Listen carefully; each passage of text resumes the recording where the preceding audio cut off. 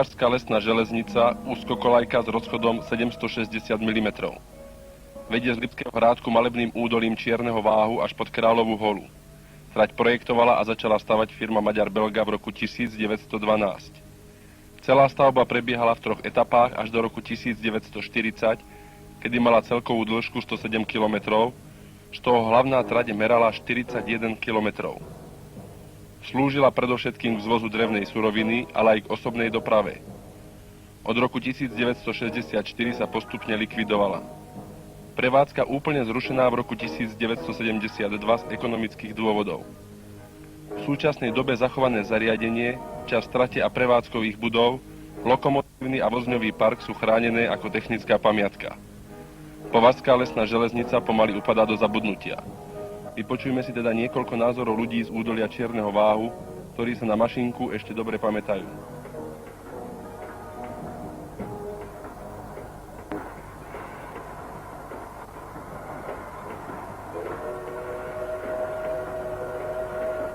Tá železnička,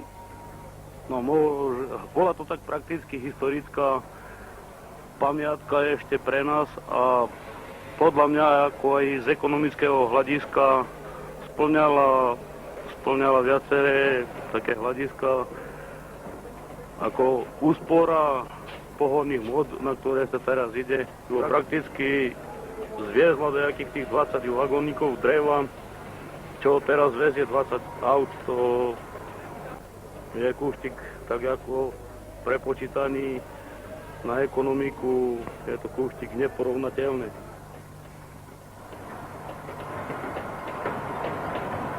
No, že to taká pamiatka bola tá železnička, však také to bolo podarené. Áno. Také malé a to tak smangalo hore dolinou.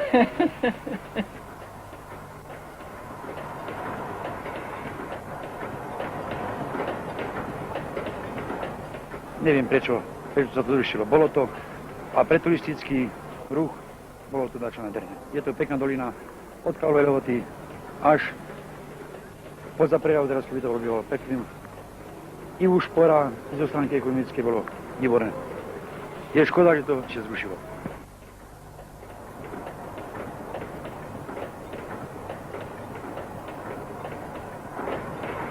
Na prevádzku Čiernovážskej lesnej železnice si dobre pamätám. Na mňa pôsobila dojmom príjemného svojrázneho prostredia. Nazdávam sa, že riešenie na iných miestach v našej republike, ale hlavne v civilizovanej cudzine, sa pozerajú ľudia inak. Zachovávajú technické diela ako historické pamiatky, prípadne turistické atrakcie, čím nechcem povedať, že by železnica nebola aj v súčasnosti využívaná na svoj pôvodný účel hospodárskej činnosti.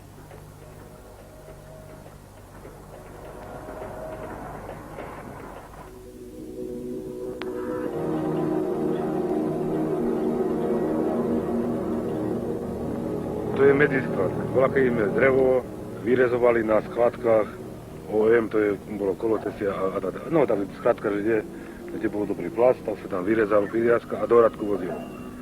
No a teraz sa vymyslelo tak, že sa tu navozí teraz na tento medzisklad hrubá gulatina, len hrubá gulatina, tenká ide do Hradku a tu nás sa priamo manipuluje, preto lebo tu je výhodnejšie vyrezať také zvláštne akosti. Čo potrebujeme, to vyrežeme, hej.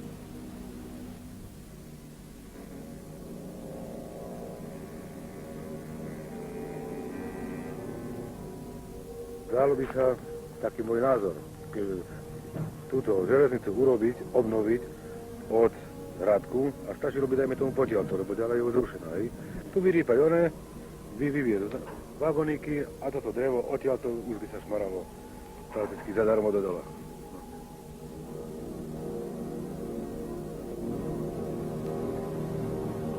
Máme už približovacie tieto zvážnice, že máme už v horných partiách lesa, takže to auto sa dostane priamo, dá sa povedať skoro až kúpňu.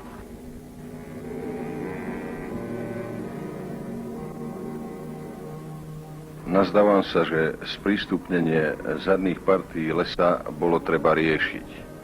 Či riešenie lesnými cestami a zvážnicami bolo vhodné, V súčasnosti sa nedá jednoznačne odsúdiť. Vieme, že sa experti zaoberajú sprístupnením vzdialených partí lesa lanovkami, závesnými balónmi, ale v minulosti takéto problémy boli riešené z hľadiska ekológie každopádne priateľnejším spôsobom tým, že boli vybudované rizne, prípadne vo väčšej miere boli používané konské záprahy.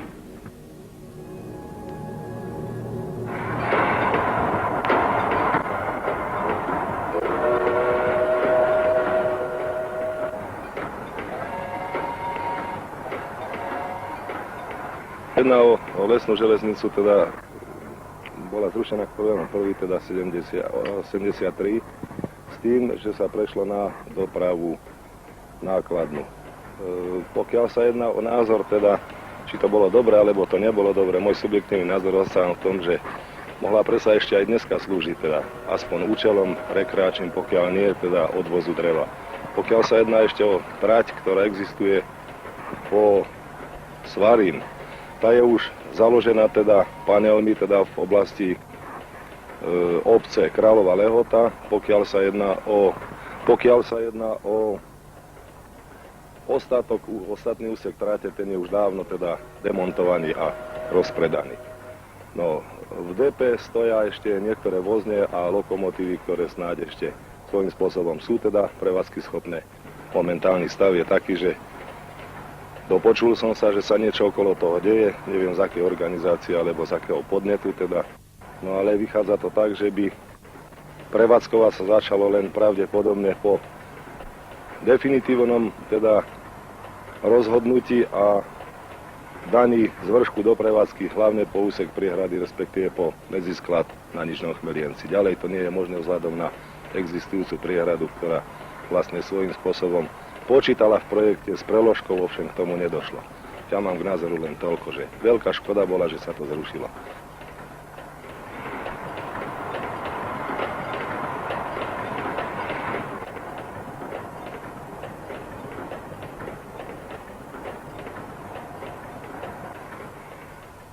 To zrušili, tú železnicu. Tak teraz už však tedy dreva vozí, dneska už majú auta. To bolo jediné väčšinou pre dreva z tých lesov. Ťahovali, keď žrubali chlapi, no tak to bolo do Hradku, to vozili. A teraz už majú auta, tak už potom tiem, či sa takto nevyplatilo im, alebo čo ja viem. No tak to zrušili, aj sme takedy testovali na tej úzkej železničke. To išla dvakrát do týždňa, išla útorok išla a sobotu. No tak sme takedy však testovali, nechodili autobusy sem, tak sme to železničku aj tak, to bol také vagóny, zvlášť čo sme testovali ako osobne, no zase keď bol treba taký nákup do mesta ísť, alebo čo ja viem. No už potom kto vie, prečo im to zrušili železničku. Už potom urobili cestu, kým nebola cesta ešte taká uzrobená, ale potom zrobili cestu si, tak už potom nám do Popradu umožnili cestu na druhú stranu a to nechali tak.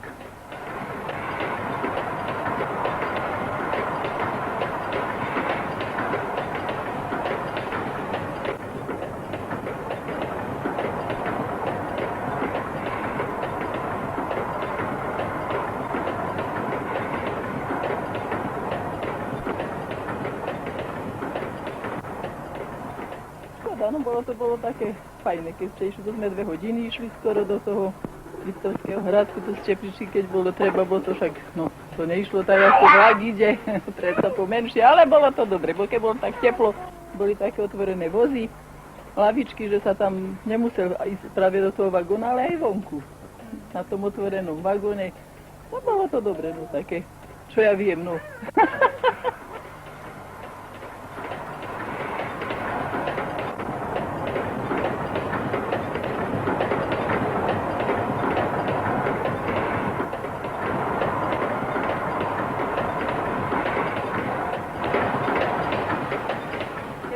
To nebolo udržiavalo. Mohli sme i na Hradok chodiť, aj na Poprad, i na Vikartovce. To spoje mohli byť zachované. Ale aj po takej stránke, aj dneska by to pasovalo. Či keď by prišli výletníci, taká návšteva, keby prišla, keď by len ráno a večer chodila. Viete, tá mala mašinka, kedy sme ju tak volali. Mašinka, no veď sme na mašinke chodili. Ako vlaček bol, tak sa volal po našom. A to bolo dobre. Lenže neboli spoje, autobusy neboli, auta neboli, tak sme museli ráno vstávať už o 3:00 na spoj. Takže viete, čo je taká, to je cesta hnučná. Ja to neschvaľujem najlepšie teraz. Auta, či na bicyklu, či akokoľvek ide. Ale teraz kde my pôjdeme, keď sme už staré. Staré. A či nezajdeš na aute? Tak. Ale bolo to.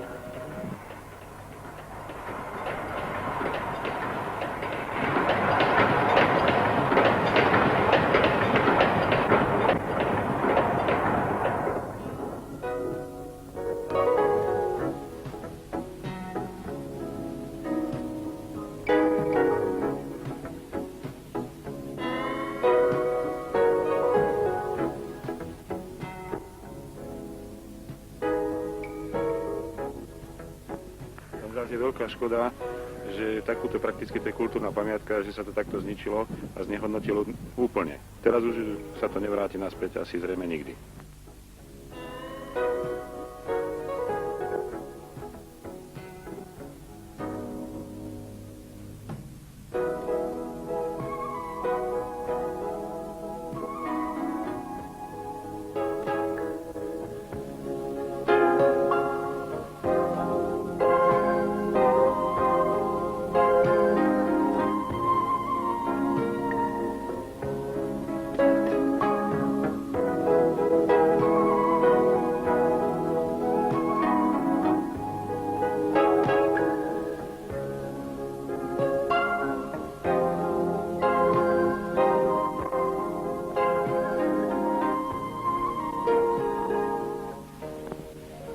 Národný výbor v Liptovskom Mikuláši neurobil to, čo urobiť mal pre zachovanie. Treba povedať, že Krajský národný výbor, komisia cestovného ruchu, tak jedna inžinierka, je o tom záznam dokonca, aj keď sa to robilo, tá ponúkala 1 milión korún pre prípadný schodok pre štátne lesy a ponúkla to aj Javorine, no a vtedy bol riaditeľom Matej Ilanovský, žiaľ minulého roku tuším zomrel, ten vyhlásil, áno, ja to beriem, ale dovolte mi v priestore alebo na Černováhu, alebo na Liptovskej Tepličke postaviť bungalový alebo hotel. No a vtedy stal vážený pán, ochranca prírody z Bratislavy, povedal, nič, oblasť ticha, tam sa nič nebude budovať. Situácia dneska, tak napríklad Vikartovský mlyn, ktorý bola, kedy bol, je z toho dneska, ako patrí krčma urobená, budujú sa tam, ja neviem, vleky. No a hlavne čo, ako prvé, funkcionári okresného národného výboru, a zrejme aj stranickí pracovníci z Popradu, hneď si podelili na kolesárkach pozemky, na výstavu a zrejme aj v priestore na rovienok, niečo podobného sa má stavať. Teda takto dopadlo, ako dopadlo.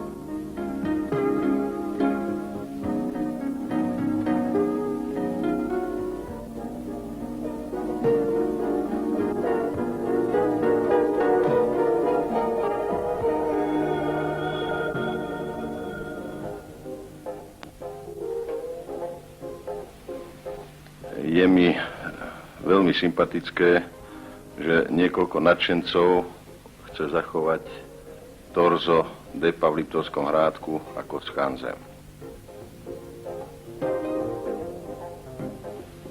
Prvá brigáda začala v apríli, odtedy vlastne chodíme do tohto depa. Dovtedy to ležalo Burinov a vlastne všetkých týchto nadšencov práve toto podnietilo, aby sem chodili. Od apríla sa uskutočnilo už 20 brigád, na každej sa teraz spravil kus práce. V letných mesiacoch tu nám bol strom života. Na tomto strome sa konzervovali akurát tie nákladné vozne. Toto je vlastne terajší zámer prác nakonzervovať teda celý vozňový park a všetko, čo stojí vonka, aby to nehrdzavelo.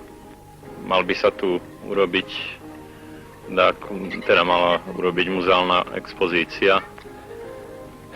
Teraz rozpráva sa dá o trati, ale či bude, to sa nedá povedať.